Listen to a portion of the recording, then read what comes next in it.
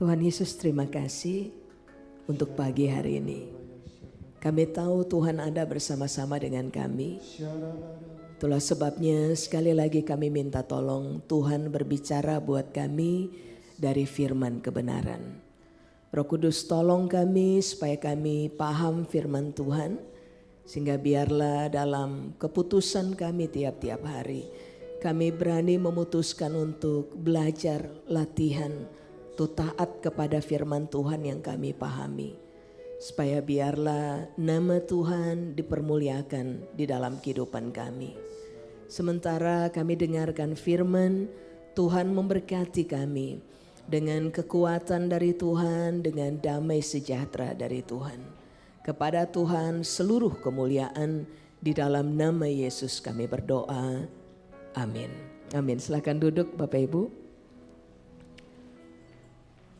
Shalom Bapak Ibu. Baik. Hari ini kita ada bersama-sama untuk ada pada kebaktian penghiburan Tante Vivi sekeluarga. Kita tahu bersama Om Ishak telah berpulang kepada Tuhan. Tentu saja semua orang akan menghadapi kisah ini Bapak Ibu. Saudara dan saya tidak bisa lari dari apa yang kita sebut dengan kematian. Nah biasanya ketika orang berhadapan dengan kematian, ada dua pertanyaan penting yang orang biasanya akan ajukan. Pertanyaan yang pertama adalah begini, why? Sebab banyak orang ternyata begini, suka dengan hidup. Tapi enggak suka atau bahkan enggak siap waktu harus berhadapan dengan kematian. Makanya pertanyaan yang orang sering sekali ajukan adalah why? Kenapa? Nah mari kita lihat dulu apa yang Alkitab ajarkan kepada kita.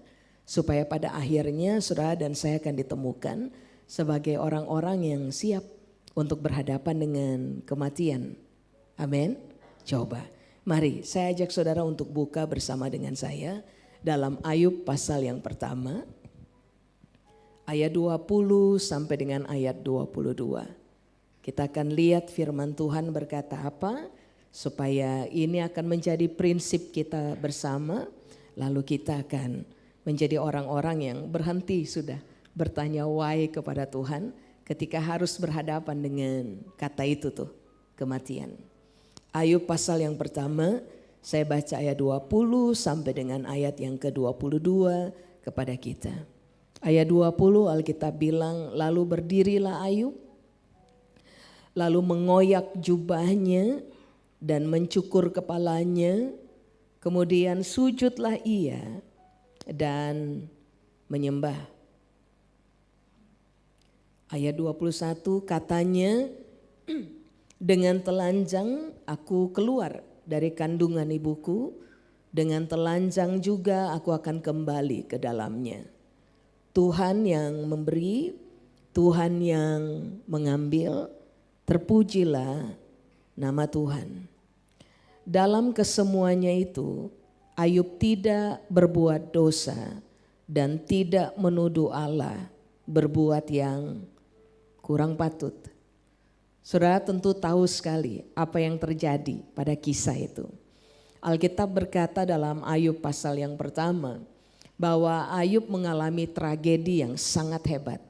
Alkitab mencatat pada waktu salah satu dari hambanya sedang datang dan menyampaikan tragedi yang pertama. Alkitab bilang, sementara hamba yang pertama sedang menyampaikan apa yang terjadi, hamba yang kedua datang.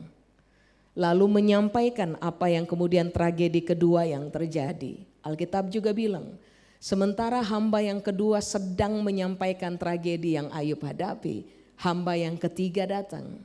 Sementara hamba yang ketiga datang dan menyampaikan tragedi yang Ayub lagi hadapi lagi, hamba yang keempat datang lalu menyampaikan tragedi juga.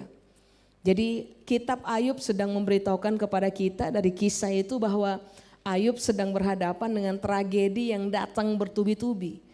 Istilah saya seperti layaknya begini, dia berhadapan dengan masalah dan tidak dikasih kesempatan untuk bernapas. Karena masalah satu belum selesai, masalah dua datang. Masalah dua belum selesai, masalah tiga datang. Masalah tiga belum selesai, masalah empat datang. Nah rata-rata orang give up di area itu. Tapi coba saudara lihat bahwa pada waktu itu terjadi, ini yang Alkitab bilang di ayat 20. Ayub bahkan tidak mengeluarkan itu pertanyaan, why oh God? Kenapa Tuhan? Ini tragedi harus terjadi. Respon pertama Ayub adalah ayat 20 Alkitab bilang ini, sujudlah ia dan menyembah. Tidak ada bantahan terhadap Tuhan, tidak ada kemarahan terhadap Tuhan, tidak ada juga pertanyaan wahai kepada Tuhan. Respon pertama yang dia kerjakan Alkitab bilang sujudlah ia dan menyembah. Kata sujud di situ bahasa Ibrani bilang napal. Napal tuh artinya begini Bapak Ibu. Ia melemparkan dirinya ke bawah ke lantai.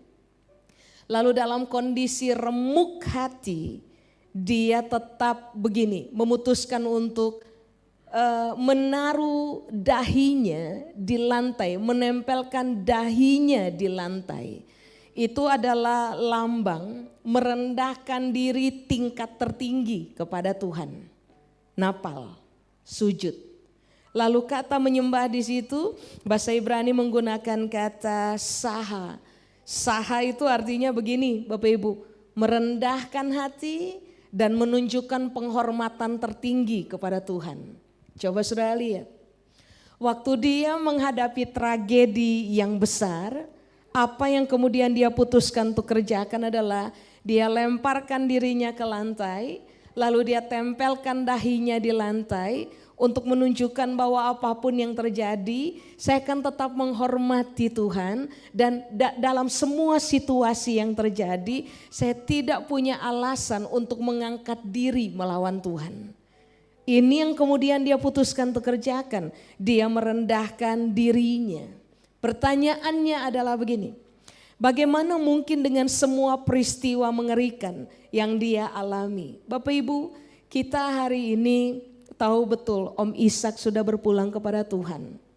Tapi hari itu yang Ayub hadapi adalah 10 anaknya, anak kandungnya meninggal di tempat yang sama dalam waktu bersamaan. Itu yang tadi saya sebut dengan istilah tragedi, mengerikan. Seharusnya, sewajarnya, berdasarkan logika berpikir manusia, ketika orang kehilangan begitu besar, orang akan marah kepada Tuhan dan mengajukan pertanyaan why. Tetapi yang Ayub putuskan untuk kerjakan adalah dia merendahkan diri di hadapan Tuhan dan dia memutuskan untuk tetap memberikan penghormatan kepada Tuhan. Pertanyaannya adalah begini, kenapa dia tidak bertanya why oh God?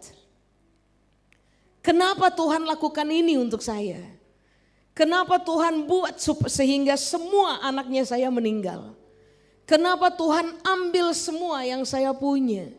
Kenapa tragedi ini harus saya hadapi? Dia tidak ajukan pertanyaan why. Dia hanya merendahkan diri, mempertontonkan penghormatan kepada Tuhan. Kenapa itu terjadi? Ternyata begini, di ayat 21 jawabannya. Dia bilang, dengan telanjang aku keluar dari kandungan ibuku, dengan telanjang juga aku akan kembali ke dalamnya. Saudara perhatikan kalimat ini. Tuhan yang memberi, Tuhan yang mengambil, garis bawahi lagi kalimat berikutnya. Terpujilah nama Tuhan. Kenapa sampai Ayub ngalami tragedi hebat, tetap merendahkan diri, tetap menghormati Tuhan. Tetap memutuskan ayat 21 bilang memuji nama Tuhan. Karena itu Alkitab bilang dia sudah paham konsep ini. Tuhan yang memberi, Tuhan yang mengambil. Nah sekarang mari kita lihat dulu kata Tuhan di situ Bapak Ibu. Ini kata penting sebab Ayub mengucapkannya. Kata Tuhan dalam bahasa Ibrani menggunakan kata itu tuh, YHWH bahasa kita. YHWH itu salah satu pengertiannya adalah begini, satu-satunya Tuhan yang benar. Berarti waktu hari itu Ayub berkata, Tuhan yang memberi, Tuhan yang mengambil, terpujilah nama Tuhan. Konsep yang tertanam dalam pemikiran Ayub adalah begini, yang memberi dan yang mengambil adalah satu-satunya Tuhan yang benar. Kalau dia adalah satu-satunya Tuhan yang benar, berarti apapun yang dia kerjakan tidak mengandung unsur salah di dalamnya. Termasuk kepada begini kan Pak, Ibu, Ayub harus berhadapan dengan kematian anak-anaknya. Ayub tidak mengajukan pertanyaan why, karena ini yang dia pahami tentang Tuhan. Tuhan adalah satu-satunya Tuhan yang benar. Apapun yang terjadi dalam saya punya kehidupan, tidak ada unsur salah dari pihak Tuhan. Makanya kenapa dia tidak mempertanyakan Tuhan. Sebaliknya Alkitab bilang, dia tetap merendahkan diri, dia tetap menunjukkan penghormatan kepada Tuhan. Bahkan dia mengeluarkan kalimat ini, terpujilah nama Tuhan. Ulang, karena dia tidak melihat bahwa Tuhan sedang melakukan kesalahan. Mengapa? Dalam cara Ayub berpikir atau di dalam keyakinannya Ayub, Tuhan itu satu-satunya Tuhan yang benar. Kalau dia dikenal sebagai satu-satunya Tuhan yang benar, berarti kan begini, pikirannya benar, tindakannya benar, perkataannya benar, janjinya benar. Segala sesuatu yang berkaitan dengan Tuhan, cuman konklusinya satu aja, dia benar. Jadi kalau memang dia benar, kenapa kita harus marah? Kalau memang dia benar, kenapa kita harus kecewa? Kalau memang dia benar, kenapa kita harus mempertanyakan dia? Makanya mengapa Alkitab memberitahukan kepada kita bahwa di tengah tragedi besar yang Ayub hadapi hari itu, dia bahkan tidak mempertanyakan Tuhan. Apa yang kemudian Alkitab ajar kepada kita, mari saya ulang. Dia merendahkan diri di hadapan Tuhan, dia memutuskan untuk tetap menghormati Tuhan, dia keluarkan kalimat pujian kepada Tuhan, karena yang dia pahami adalah tidak ada yang salah tentang Tuhan. Amin. Lalu berikutnya, ini yang dia bilang, Tuhan yang memberi. Kata memberi di situ Ibrani bilang Nathan. Nathan itu kan artinya begini, Tuhan yang memproduksi. Kalau Tuhan yang memproduksi, berarti siapapun yang berpulang itu adalah hasil pekerjaan tangan Tuhan. Karena kita enggak lahir tanpa rencana Pak Ibu. Tidak ada yang namanya barang diproduksi tanpa rencana. Semua barang yang diproduksi selalu ada rencana di balik tujuan produksi. Sama dengan kita. Waktu Tuhan memproduksi kita, dia punya rencana. Nah kata memberi atau Nathan, pengertian yang kedua adalah bukan sekedar memproduksi. Pengertian yang kedua adalah begini, menunjuk lalu menempatkan untuk mengerjakan sebuah tugas. Berarti Ayub lagi bilang, kalau toh anak-anaknya lahir melalui dia di dalam keluarganya, berarti ini cara Ayub berpikir. Tuhan yang memproduksi anak-anak saya. Dia yang menempatkan anak-anak saya di dalam hidup saya. Anak-anak saya ditempatkan di dalam hidup saya untuk begini, mengerjakan sebuah tugas. Sama dengan Om Ishak. Om Ishak diproduksi oleh Tuhan. Saudara dan saya diproduksi oleh Tuhan. Kita ada di bumi rupa-rupanya Alkitab bilang begini, Om Ishak kita ditempatkan oleh Tuhan di bumi untuk kepentingan sebuah tugas. Saudara dan saya punya alasan ada di bumi hanya untuk kepentingan ini Pak, Ibu.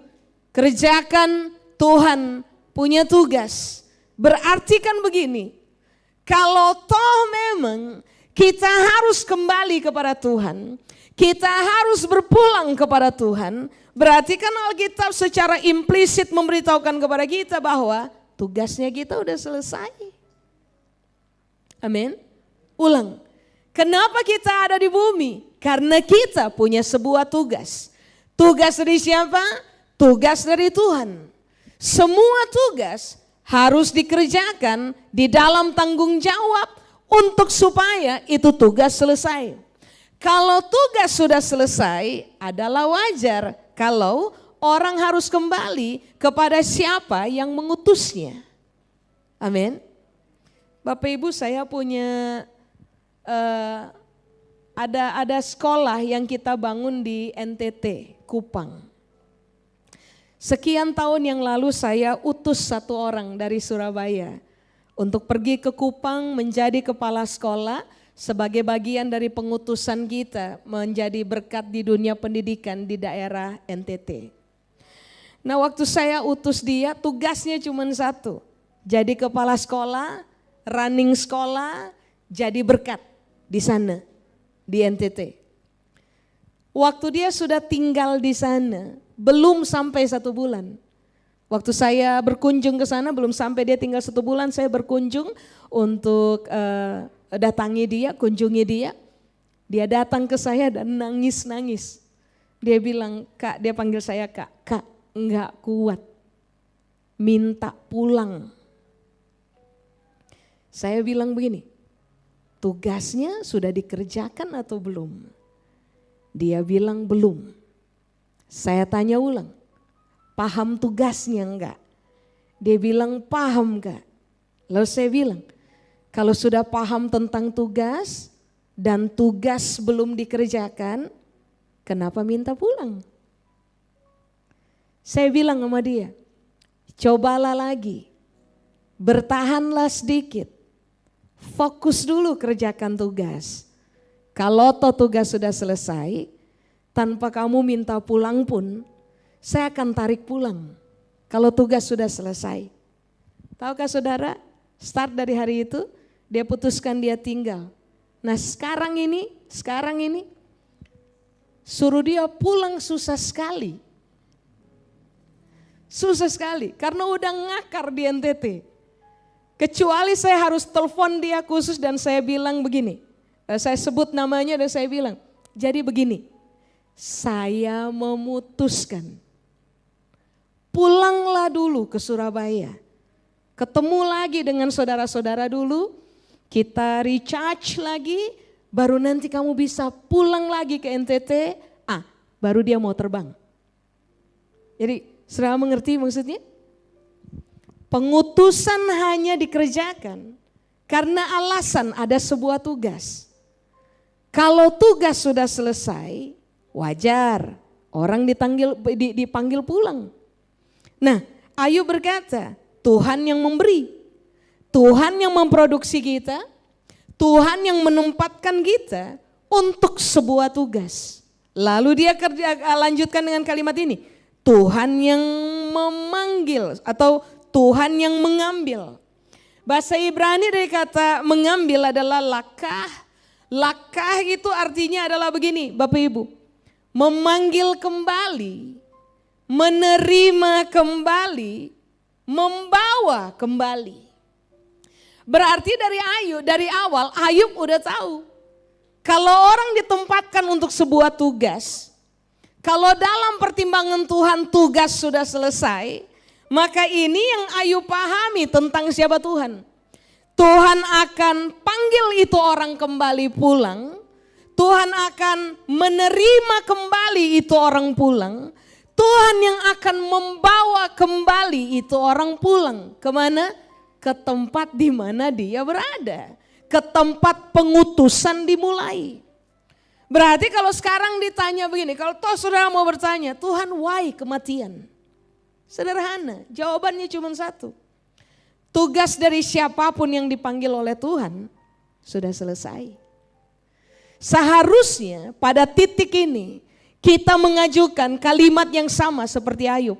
Terpujilah nama Tuhan. Mengapa? Om Ishak finishing well.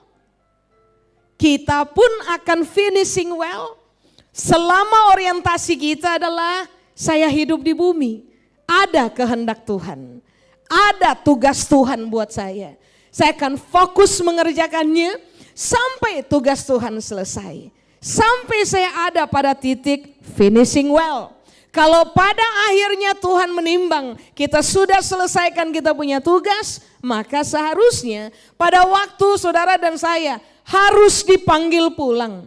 Tuhan, Alkitab bilang begini, membawa kita kembali kepada Dia sebagai yang mengutus. Tuhan memanggil kita kembali, menerima kita kembali kepada Dia yang mengutus. Harusnya kita keluarkan kalimat yang sama seperti yang Ayub ucapkan. Terpujilah nama Tuhan. Amin. Bapak Ibu, coba. Saudara bisa lihat dengan saya di ayat 22.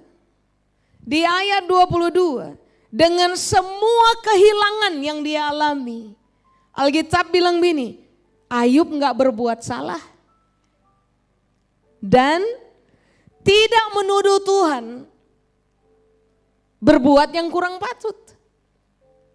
Ketika orang berhadapan dengan kematian orang-orang yang kita sayang. Saya 2 tahun yang lalu kehilangan mami saya. Papi saya udah meninggal sekian tahun yang lalu, 2 tahun yang lalu mami saya meninggal. 2 tahun yang lalu juga 2 sahabat saya meninggal. Nah, pada momen tahun yang sama lalu kemudian harus kehilangan orang-orang yang terkasih, itu berat. Tetapi begini, bagaimana kita memberi respon benar? It matter. It's matter. Itu tuh penting.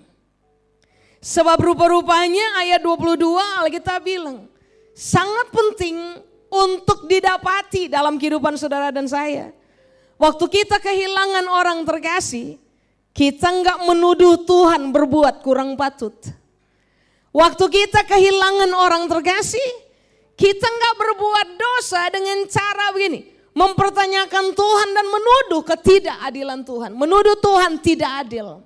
Marah kepada Tuhan, kecewa kepada Tuhan, ancam Tuhan, tinggalkan Tuhan. Hanya gara-gara kita enggak siap bahwa ternyata begini, orang-orang yang diproduksi oleh Tuhan, yang diutus oleh Tuhan, setelah mereka kerjakan tugas, Tuhan panggil pulang, kitanya yang enggak siap. Alkitab berupaya kasih tahu kepada kita, karena Ayub paham siapa Tuhan. Lalu dia memberikan respon yang benar.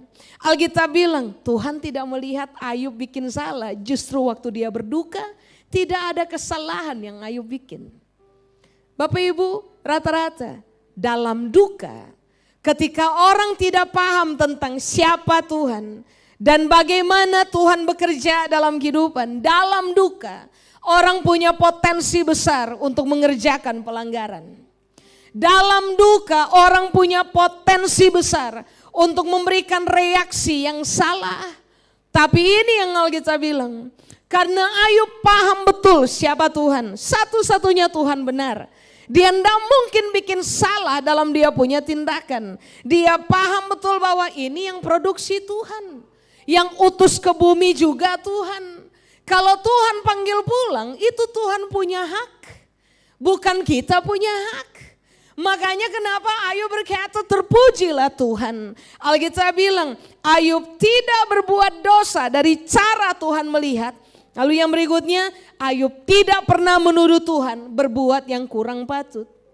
Bapak Ibu, kurang patut, bahasa Ibrani bilang tipla. Tipla itu artinya adalah begini, Tuhan melakukan tindakan yang gak pantas untuk saya punya hidup. Tuhan gak adil dengan Tuhan punya tindakan dalam saya punya hidup. Bayangkan, 10 anak saya meninggal bersamaan. Ayub tidak berani bilang Tuhan mengerjakan hal yang tidak pantas untuk saya. Ayub gak berani bilang itu. Ayub gak berani bilang bahwa Tuhan sedang berlaku gak adil buat saya. Karena 10 anak saya meninggal bersamaan. Alkitab bilang Ayub bahkan tidak menuduh Tuhan berbuat yang kurang patut. Makanya Alkitab bilang Tuhan tidak menemukan kesalahan pada Ayub. Ayat yang lain, coba saudara lihat. Mazmur pasal 116 ayat 15. Kita harus melihat perspektif Tuhan. Supaya saudara dan saya bisa tetap begini. Waktu kita kehilangan orang terkasih, kita tetap berani merendahkan diri di hadapan Tuhan. Kita tetap memutuskan untuk menghormati Tuhan. Kita tetap memutuskan untuk memuji Tuhan dan jangan berdosa di dalam duka. Coba lihat, Mazmur 116 ayat 15. Alkitab bilang, Bapak Ibu, berharga di mata Tuhan kematian semua orang yang dikasihinya. Siapakah orang yang dikasihi Tuhan? Sederhana. Orang-orang yang dengar Tuhan punya perkataan lalu melakukannya. Amin. Yohanes 14 ayat 21. Orang terdeteksi mengasihi Tuhan hanya karena alasan begini kan. Mereka pegang Tuhan punya perkataan lalu mereka kerjakan. Tadi saya sudah bilang. Semua kita lahir bawa tugas dari Tuhan. Bawa kehendak Tuhan. Bawa perintah Tuhan. Mari putuskan bersama untuk begini. Terfokus mengerjakan Tuhan punya tugas dalam kehidupan kita. Supaya pada akhirnya ketika waktu bagi kita sudah selesaikan tugas, waktu bagi kita untuk berpulang kembali kepada pribadi yang memproduksi kita dari sejak awal, Alkitab bilang begini, berharga kematiannya kita. Mengapa? Kita mengasihi Tuhan. Kita tahu tugasnya kita fokus selesaikan kita punya tugas kita selesai, kita kembali kepada yang memproduksi kita. Alkitab bilang kematian kita berharga. Amin. Kematian Om Ishak, berpulangnya Om Ishak jelas. Om Ishak selesai tugas, tapi juga jelas. Om Ishak punya kematian, Alkitab bilang berharga. Bapak Ibu, begini, kata berharga di situ artinya adalah 1, mahal. 2, indah. 3, terhormat. 4, langka.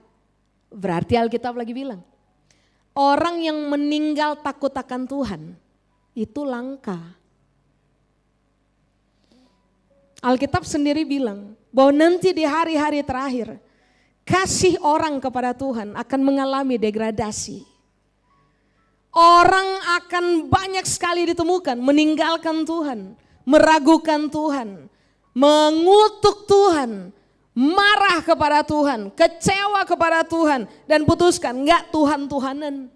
Makanya Alkitab bilang, kalau toh saudara dan saya ditemukan, waktu kita meninggal, kita tetap ada pada posisi mengasihi Tuhan. Bagi Tuhan, kematian ini kematian langka. Banyak orang gak takut Tuhan meninggal. Banyak orang tidak hormat pada Tuhan meninggal. Bagi Tuhan meninggalnya biasa aja. Tetapi kalau ada orang yang takut sama Tuhan, mengasihi Tuhan, lalu orang itu meninggal karena telah selesai mengerjakan tugas, Alkitab bilang bagi Tuhan begini, kematian ini indah, kematian ini langka, kematian ini terhormat, kematian ini mahal. Halo? Jadi begini, kenapa sampai Ayub tidak mempertanyakan Tuhan why? Karena rupa-rupanya Ayub memahami siapa Tuhan dan pemazmur sudah menulis, sudah. Nggak usah terlalu tenggelam di dalam duka cita. Apa yang seharusnya menghibur kita ketika orang yang kita kasihi meninggal adalah begini. Dia meninggal di dalam takut akan Tuhan. Dia meninggal di dalam realita mengasihi Tuhan. Berarti kematiannya bagi Tuhan ini kematian mahal. Ini kematian berharga, ini kematian yang indah, ini kematian yang terhormat, ini kematian yang langka. Bapak Ibu, semua orang yang menyelesaikan tugas di lapangan, lalu mereka pulang ke tempat pengutusan, biasanya akan dapat hormat. Hari ini kita bersyukur, kenapa? Om Ishak pasti dapat hormat. Amin. Waktu Om Ishak ketemu dengan Tuhan, Tuhan pasti akan bilang sama Om Ishak, ini keindahan. Kematian ini adalah keindahan, sesuatu yang mahal. Langka sekali terjadi, ada orang yang bertahan sampai usia ini dan ditemukan tetap mengasihi Tuhan. Kita perlu bersyukur sebab Alkitab bilang, Tuhan menghormati kematian yang seperti ini.